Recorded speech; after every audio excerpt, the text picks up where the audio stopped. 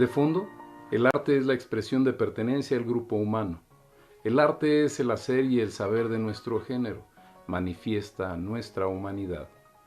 El ser humano, por naturaleza, observa, idealiza y transforma su entorno. Para lograrlo ha inventado, desarrollado y usado diversas herramientas que le permiten moldear desde la dura piedra hasta el etéreo sonido. En este ciclo de videos se realizarán lecturas tomadas de la enciclopedia La Gran Música, en donde se discute más que a los músicos o a la música misma, a los instrumentos por ellos utilizados para marcar su impronta histórica. Los monstruos del piano. El paso de una cultura a otra provoca siempre, en cualquier sociedad, un trauma que se puede explicar de varias maneras. No es este el lugar para examinar aquellas que se escapan de la música y particularmente del piano. Limitándonos aquí a este instrumento, debemos decir que también el paso de la cultura clavicembalística a la pianística provocó un trauma. Convencidos de la necesidad de todo cuanto adviene en la vida de la humanidad, cada uno de sus elementos compenetrándose en otro, aunque quizás por contraste y con el todo formando aquello que después con la distancia del tiempo se llamará historia, diremos que el piano expresa la necesidad de una cultura distinta de la precedente. Como el teléfono, el automóvil o el aeroplano, cada uno de nosotros quizás pueda execrar también ya uno por uno, ya formando un conjunto, cualquiera de estos medios de comunicación, por tantos aspectos hostiles a la metafísica humana, pero necesarios hoy e inalienables de la vida. El piano representa el medio de comunicación artística de una nueva cultura explicitada en el siglo XIX. Tres son los elementos fundamentales que hacen del piano el instrumento necesario para la nueva comunicación: la expresividad, la plenitud y la potencia. Esta profana trinidad conduce a una religión idolátrica.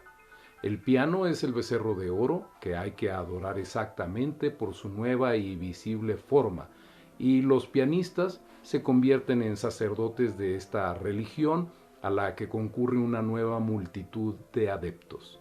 Impensable en los tiempos en que florecía la precedente cultura clavicembalística. Obviamente esta nueva cultura transtrueca cualquier canon precedente, se convierte en cultura de masas, en algo similar al transtrueque cultural aportado por la televisión, y como ésta se acomoda en una línea de máxima la cultura de los concursos con premios, de los juegos televisivos. No se distancia mucho de aquel tipo de cultura de pianismo que trastorna a las masas con las trascendentes osadías de los pianistas, quienes transmutan arias de ópera en fantasías erizadas de dificultades electrizantes que transforman el gusto por la música en un gusto deportivo lúdico por la bravura técnica.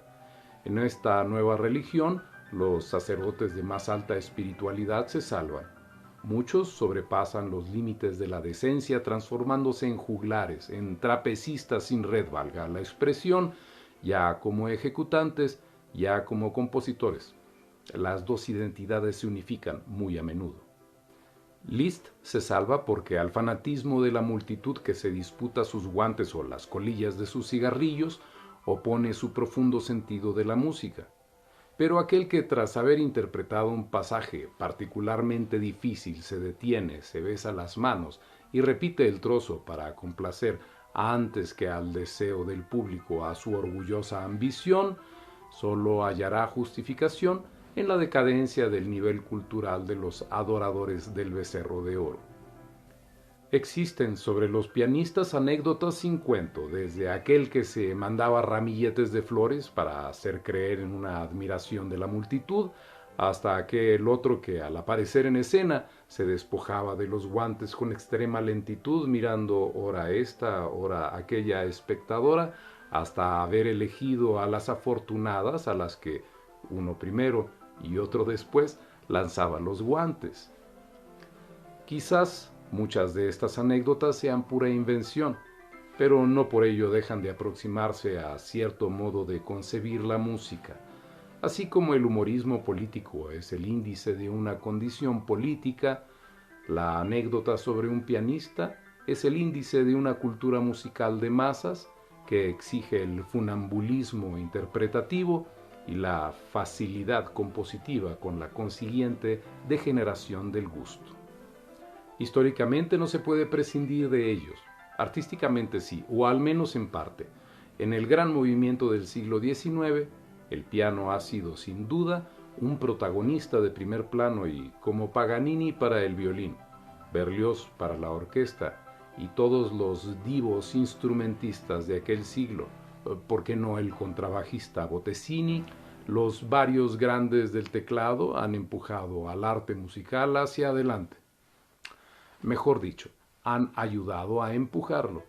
Incluso con sus diabluras, con sus exteriorizaciones, con las técnicas halladas entonces, en fin que en mayor o menor grado siempre tenían un fondo de arte y de sublimación artesanal no forzosamente dañina.